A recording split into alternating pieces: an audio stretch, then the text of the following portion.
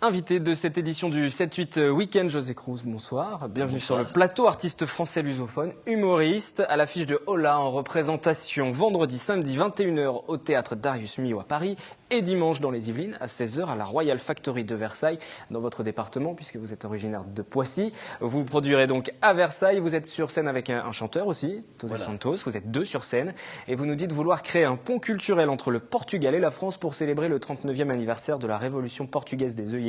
Comment ça se traduit sur scène? Comment on traduit sur scène en humour un sujet aussi sérieux et voire dramatique qu'une révolution? Bah justement, en fait, si la majorité... Déjà, bonjour, bonsoir, Wilfried, merci de m'accueillir. En fait, la Révolution a fait que beaucoup de gens, notamment d'origine du Portugal, sont arrivés en France, beaucoup dans la région parisienne, et notamment dans le 78, c'est le cas de mes parents. Ils se sont rencontrés ici, il n'y aurait pas eu en fait la dictature... au Portugal dans les années 60-70, il ne serait pas ici. Et donc, en fait, c'est tout ça dont on a voulu parler. Comment un enfant né ici, suite à la Révolution, peut vivre avec humour, avec son temps, ses contemporains, des gens qui sont d'autres origines, des gens qui sont complètement français, et qui lui va démarrer sa vie en parlant le frantuguês. D'accord, voilà. C'est un mélange français-portugais. Non, ça c'est du tuning. D'accord. En fait, le frantuguês, c'est du français parlé par un portugais. D'accord. Et vous allez nous montrer peut-être à quoi ça ressemble, quelques mots peut-être, justement. Bah oui, bien sûr, je peux te montrer. Ah oui, bah Par oui, exemple, devant une situation surprenante et non prévue, une personne parlant correctement français, elle va dire ça pour les popettes. Ça demande beaucoup d'attention de la part de l'interlocuteur que vous avez face à vous. C'est un thème effectivement difficile. Je vais redonner quelques éléments du contexte historique. 1974, cette révolution qui met fin à la dictature. Vous nous l'avez dit, vos parents étaient là-bas, ils sont venus en France, ils se sont rencontrés en France, vous êtes nés en France. Ils vous ont beaucoup parlé de cette période? Alors c'est une période dont les parents ont eu toujours beaucoup de mal à parler. Donc nous, on a bien essayé de savoir quelques petits trucs, comment ils sont arrivés, comment s'est passée la traversée du Portugal à la France, arriver sur Paris. On sait des choses, mais on ne sait pas tout exactement comment ça s'est passé. C'est un sujet qui reste tabou au sein des familles portugaises. C'est un sujet qui reste difficile parce que ça a été vraiment une traversée pour certains de plusieurs jours, pas forcément officielle, et puis voyage de nuit. Et puis aussi, pour arriver en France, il fallait traverser l'Espagne, qui elle, de son côté, connaissait la dictature de Franco. Vous êtes retourné, vous êtes allé au Portugal à quel âge? Tous les étés, dès que la Révolution est arrivée, tous les étés avec la famille, on retournait au Portugal. Très content parce que je savais que c'était aussi mes origines. Puis moi, j'ai commencé par parler le portugais étant petit. Et comment ça s'est passé ce retour de votre famille? Vous y alliez pour la première fois, mais de votre famille aussi au Portugal après la dictature? Alors justement, il y a toujours eu ce rêve chez les Portugais de retourner un jour au pays, quand les choses iraient mieux. Mais en fait, la majorité des Portugais qui sont arrivés ici, finalement, même nos parents, ils n'ont jamais eu la nationalité française, mais ils sont vraiment devenus, comment on peut le dire, pas mal beaucoup français. Et vous avez choisi de traiter tout ça dans un spectacle humoristique? Tout à fait. De l'humour. Comment on parle d'humour autour de ce thème? Quels sont les sujets que vous abordez? Vous nous dites que ça reste parfois tabou aussi dans certaines familles. Il y a des sujets, des thèmes que vous vous interdisez, des terrains où vous n'allez pas avec ce spectacle? Le but, moi je pense qu'on peut rire de beaucoup de choses et qu'il faut réussir à rire de beaucoup de choses. Alors moi je prends le point de départ de toutes les difficultés qu'ils ont eues au départ en s'intégrant, c'est-à-dire notamment barrière au niveau de la langue, qui faisait que forcément ils ne pouvaient pas travailler dans les banques tout de suite. Donc souvent on leur a donné des travaux manuels. Oui. On parlait du bâtiment d'ailleurs tout à l'heure, vous voyez. J'ai entendu, ouais, j'ai écouté le reportage. Et donc c'est ça, donc je me moque un peu de ça, mais avec beaucoup de tendresse. Par exemple, à un moment, je dis dans le spectacle que mon papa, quand il est arrivé ici, connaissait vraiment rien de la France. Il dirait qu'il a été à la Tour Eiffel quand il a débarqué à Paris, pas pour visiter, pour demander du travail. Il croyait que c'était mon échafaudage. Vous jouez le spectacle en quelle langue? Alors, en français, il a été créé en français. Mais maintenant, depuis 2 ans, on m'a contacté au Portugal, à l'époque, un producteur, pour faire une tournée en version portugaise. J'ai donc créé une version portugaise. Et maintenant, depuis ces 2 années, je la joue régulièrement. Et là, ça va être la première fois que je vais jouer pas très loin de chez moi, en version portugaise, ici à Versailles. La représentation à Versailles sera en portugais. Donc ça s'adresse forcément à une communauté qui comprend le portugais, mais pleinement cette fois-ci. Il va falloir suivre. Voici tout de même quelques extraits du spectacle en français tout de même.